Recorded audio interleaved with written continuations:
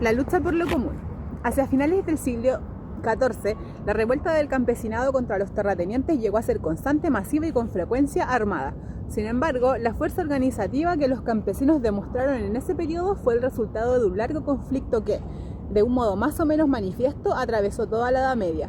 Contrariamente a la descripción de la sociedad feudal como mundo estático, en el que cada estamento aceptaba el lugar que le consignaba en el orden social, la descripción que solemos encontrar en los manuales escolares, la imagen que resulta del estudio del feudo es, en cambio, la de una lucha de clases implacable.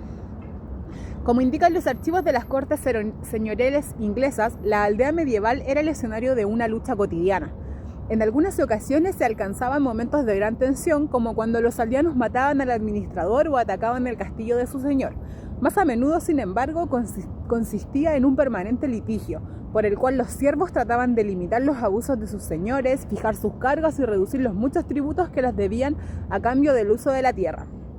El objetivo principal de los siervos era preservar su excedente de trabajo y sus productos, al tiempo que ensanchaba la esfera de sus derechos económicos y jurídicos.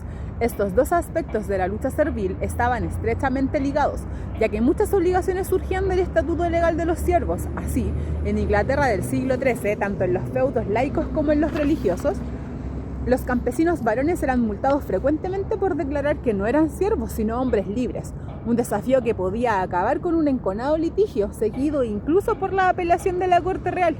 Los campesinos también eran multados por rehusar a hornear su pan en el horno de los señores o a moler sus granos o aceitunas en sus molinos, lo que les permitía evitar los onerosos impuestos que se les imponían por el uso de estas instalaciones. Sin embargo, el momento más importante de la lucha de los siervos se daba en ciertos días a la semana, cuando los siervos debían trabajar en la tierra de los señores. Estos servicios laborales eran las cargas que más directamente afectaban la vida de los siervos y a lo largo del siglo XIII. Fueron el tema central de la lucha de los siervos por la libertad. La actitud de los siervos hacia la corve, otra de las denominaciones de los servicios laborales, se hace visible a través de las anotaciones en los libros de las cortes señoriales, donde se registraban los castigos impuestos a los arrendatarios.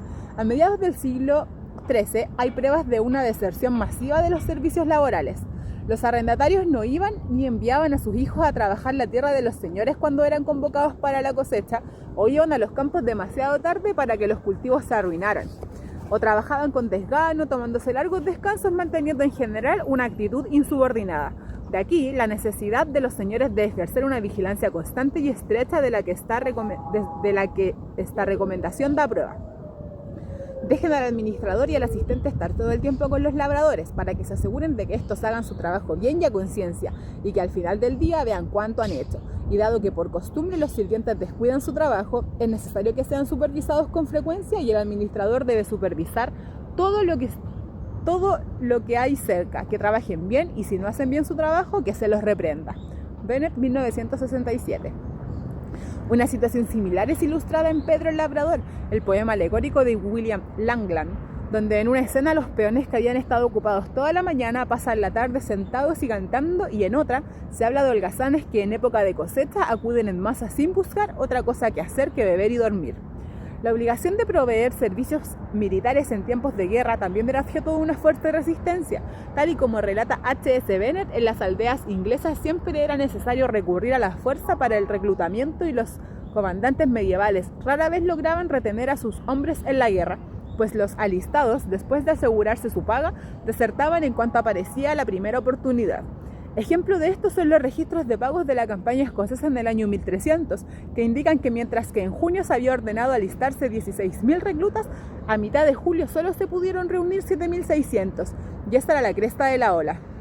En agosto solo quedaban un poco más de 3.000. Como consecuencia, el rey dependía cada vez más de criminales indultados y forajidos para reforzar su ejército. Otra fuente de conflicto provenía del uso de las tierras no cultivadas, incluidos los bosques, lagos y montañas que los siervos consideraban propiedad colectiva. Podemos ir a los bosques, declaraban los siervos en una crónica inglesa de mediados del siglo XII, y tomar lo que queramos, tomar peces de la laguna y cazar en los bosques. Haremos lo que sea nuestra voluntad en los bosques, las aguas y las praderas. Aún así, las luchas más duras fueron aquellas en contra de los impuestos y las cargas que surgían del poder jurisdiccional de la nobleza. Estas incluían la mano muerta, un impuesto que el señor recaudaba cuando un siervo moría, o la mercheta, un impuesto al matrimonio que aumentaba cuando un siervo se casaba con alguien de otro feudo, y el heriot, un impuesto de herencia que pagaba el heredero para un siervo fallecido por el hecho de obtener acceso a su propiedad, que generalmente consistía en el mejor animal del difunto, y el peor de todos, el tallaje, una suma de dinero decidida arbitrariamente que los señores podían exigir a voluntad. Finalmente, aunque no menos significativo, el diezmo era 1/10 del ingreso del campesino para el clero, que generalmente recogían los señores en nombre de aquellos. Estos impuestos contra la naturaleza y la libertad eran, junto con el servicio laboral, los impuestos feudales más odiados, pues al no ser compensados con ninguna adjudicación de tierra u otros beneficios, revelaba la arbitrariedad del poder feudal. En consecuencia, eran enérgicamente rechazados. Un caso típico fue la actitud de los siervos de los monjes de Dunstable, quienes en 1299 declararon que preferían ir al infierno antes que ser derrotados en esto del tallaje, y luego de mucha controversia compraron su libertad. De manera similar, en 1280 los serbios de Edón, una aldea de Yorkshire, hicieron saber que, si no se abolía el tallaje, preferían irse a vivir a las ciudades vecinas de Ravenseret y Hull, que disponen de buenos puertos que crecen diariamente y no tienen tallaje. Estas no eran amenazas en vano. La huida hacia la ciudad o el pueblo era un elemento permanente de la lucha de los siervos, de tal manera que en algunos feudos ingleses se decía una y otra vez que había hombres fugitivos que vivían en las ciudades vecinas, y a pesar de que se daba la orden de que se los trajera de regreso, el pueblo continuaba dándoles refugio. A estas formas de enfrentamiento abierto podemos agregar las múltiples e invisibles formas de resistencia por las que los campesinos subyugados se han hecho famosos en todas las épocas y lugares: desgano, disimulo, falsa docilidad, ignorancia fingida, deserción, hurtos, contrabando, rateo. Estas formas de resistencia cotidiana, tenazmente continuadas durante años, abundaban en la aldea medieval, y sin ellas no resulta posible ninguna descripción adecuada de las relaciones de clase. Esto puede explicar la meticulosidad con la que cargas serviles se especificaban en las crónicas de los feudos. Por ejemplo, con frecuencia las crónicas feudales no dicen simplemente que un hombre debe arar, sembrar y esclarificar un acre de la tierra del señor. Dicen que debe labrarlo con tantos bueyes como tenga en su arado, esclarificarlo con su propio caballo y costal. Los servicios también eran registrados al mínimo detalle. Debemos recordar que los campesinos de Elton, que admitieron que estaban obligados a apilar el heno del señor en su campo y también en su establo, pero que la costumbre no los obligaba a cargarlo en carros para llevarlo de ningún lugar a otro. En algunos lugares de Alemania, donde las obligaciones incluían donaciones anuales de huevos y aves de corral, se designaron pruebas de salud para evitar que los siervos pasaran a los señores los peores pollos. La gallina era colocada luego frente a una verja o puertas, y cuando se le asustaba tenía suficiente fuerza para volar o abrirse paso, el administrador podía aceptarla. Gozaba de buena salud.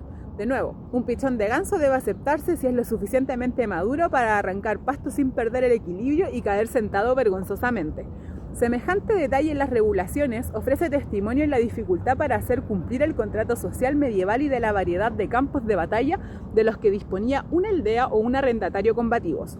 Los derechos y obligaciones estaban regulados por costumbres, pero su interpretación también era objeto de muchas disputas. La intervención de tradiciones era una práctica común en la confrontación entre terratenientes y campesinos, ya que ambos trataban de redefinirlas u olvidarlas, hasta que llegó un momento, a finales del siglo XIII, en que los señores las establecieron de manera escrita.